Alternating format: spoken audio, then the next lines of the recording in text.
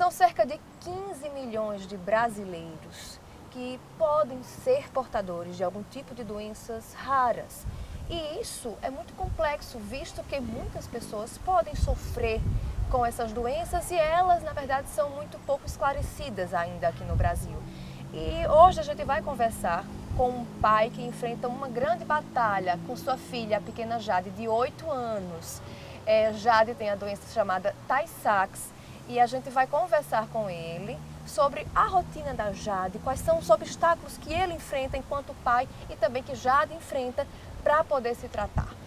Muito obrigada pela sua participação, Sinês.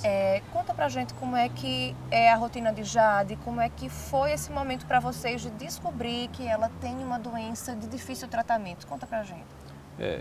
São momentos muito difíceis, né, que uma família, quando se depara com um diagnóstico tão grave, né, de uma doença neurodegenerativa sem cura, é um momento que só um pai e uma mãe podem explicar. Quando eu recebi, né, finalmente recebi o diagnóstico, né, o resultado do exame em mãos, antes mesmo de ir para um especialista, né, é um exame muito complexo, é um exame chamado exoma. E ele é muito completo ali, muito claro. E eu já fiquei muito assustado, né? Não procurei internet. Eu não fui para a internet para saber o que era, de fato, explicitamente aquilo lá. Eu esperei a consulta com a geneticista, né, para poder, né, levar esse exame e, de fato, receber o diagnóstico de uma pessoa capacitada, né, para isso. E isso depois de cerca de quanto tempo de busca pelo diagnóstico? Foram mais de 4 anos. 4 anos entre vários especialistas.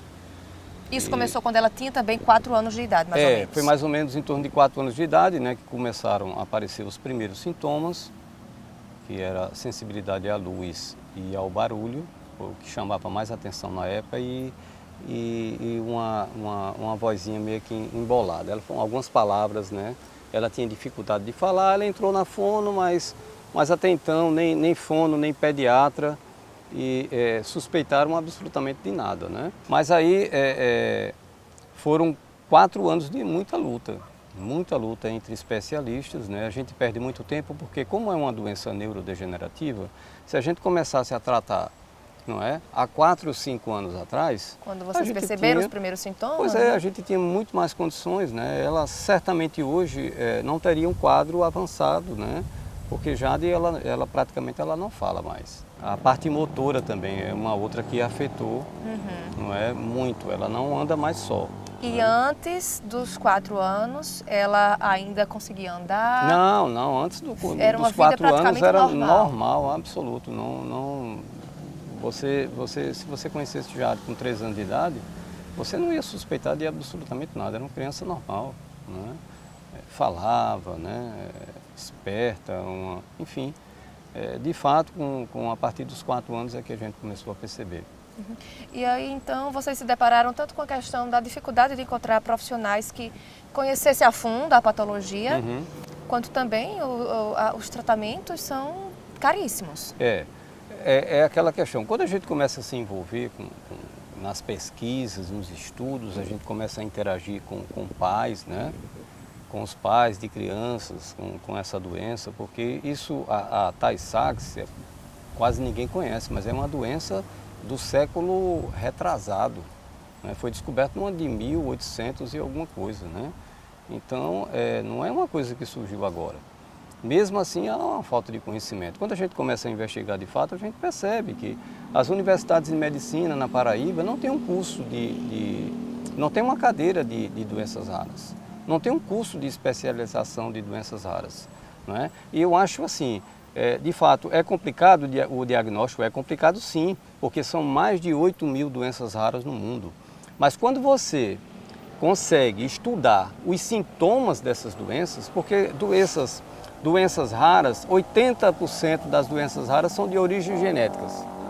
A maioria dessas doenças, os sintomas são parecidos. É por isso que tem muitas crianças com diagnóstico errado, não é? Porque tem muita criança com doenças raras e nessa patologia de Jade que foi pré-diagnosticada como autismo. E dentro da família, dentro do pai, entre o pai de Jade, a mãe de Jade e os irmãos, o que é que mudou na rotina dessas pessoas, na sua vida? O que é que mudou na vida da mãe de Jade? Como é que foi isso? Muda. Primeiro, assim, lógico, eu tenho a felicidade de ter uma irmã que é madrinha de Jade, que ela é os braços, né?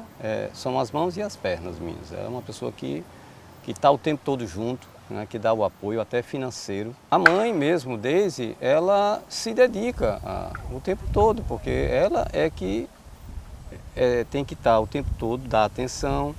Os medicamentos, perto, porque Jade toma muitos medicamentos. Toda hora ter essa atenção.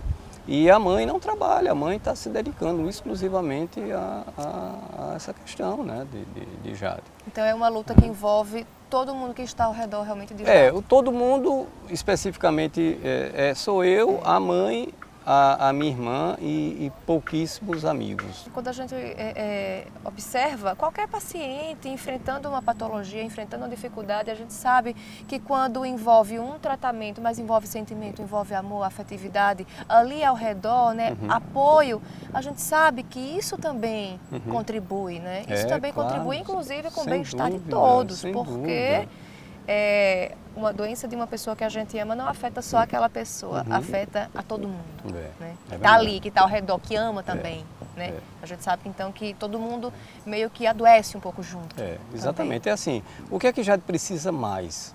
É do carinho, é do amor, né? Não só dos pais, né? Precisa estar junto, né? Precisa de um abraço. A família também. Isso. A família também, porque a gente precisa, porque olha, a gente trava uma batalha não só especificamente com o tratamento de Jade, a gente trava uma batalha pessoal, né? A gente tem angústias, né? A gente tem depressão em vários momentos, só que a gente não pode entregar, a gente não pode, a gente tem que continuar forte. Em nome dela, né? Na luta em nome de Jade, né? É muito difícil, isso é muito difícil, é uma realidade que a família vivencia, mas na maioria dos casos, muito só. A gente já tem o quê? A dificuldade da falta de recursos, não é? Não financeiros, mas a falta de preparo dos médicos nesse sentido, né? Eu tenho mais respostas hoje dos médicos especialistas fora do país, né? A gente interage muito mais facilmente com os médicos de fora com os daqui. O que é que vocês buscam em relação a tratamento para Jade hoje? O que está mais avançado hoje no mundo são estudos e pesquisas de uma terapia gênica. Isso está acontecendo nos Estados Unidos, né, especificamente com a Axovant, que desde o mês de janeiro iniciou esse tratamento já com pacientes. Eles saíram daquela fase de animais e estão colocando na prática com pacientes Tay-Sachs. Então, essa pesquisa, essa terapia gênica, é a esperança da cura da doença, não só Tay-Sachs, mas Sandor, Parkinson e uma série de outras doenças. Essa terapia gênica que está acontecendo nos Estados Unidos. E a grande meta de qualquer pai, qualquer mãe, é colocar seus filhos em um desses estudos, né? Ou ficar orando e torcendo para que esses resultados sejam satisfatórios e que em breve, né, a gente tenha a condição de inserir ela num tratamento já, né? Porque a terapia gênica exatamente tem um objetivo, né, assim, de uma forma mais simples de falar, de substituir o gene defeituoso, né? Então é a esperança de fato para a cura da doença. Ok, Sinise, muito obrigada pelos seus esclarecimentos. Eu acho que foi também muito bacana, eu acho que deu para... Com certeza, você também conseguiu tirar de mim as coisas... Não, e a coisa melhor ainda, de compartilhar uma realidade, que na verdade você representa não só a sua dor, mas você representa na verdade hoje a realidade de tantos outros pais, né, que enfrentam situações semelhantes tão difíceis quanto, ou mais ou menos, enfim, mas que é uma luta, né? E então você realmente acaba contribuindo muito, eu tenho certeza Não, que sem você dúvida. falando sobre E, isso assim, acaba contribuindo bastante. E eu tive assim, no início, né, pouco tempo que eu recebi o diagnóstico, eu tive muito apoio de mães, principalmente mães, não é? Como a Luciana Palim mesmo, foi uma mãe que passou por uma experiência muito difícil, né?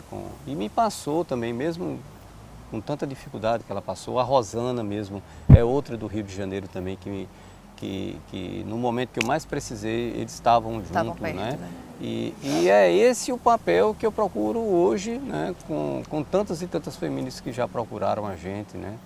E que a gente troca, hoje em dia já trocamos experiências, né?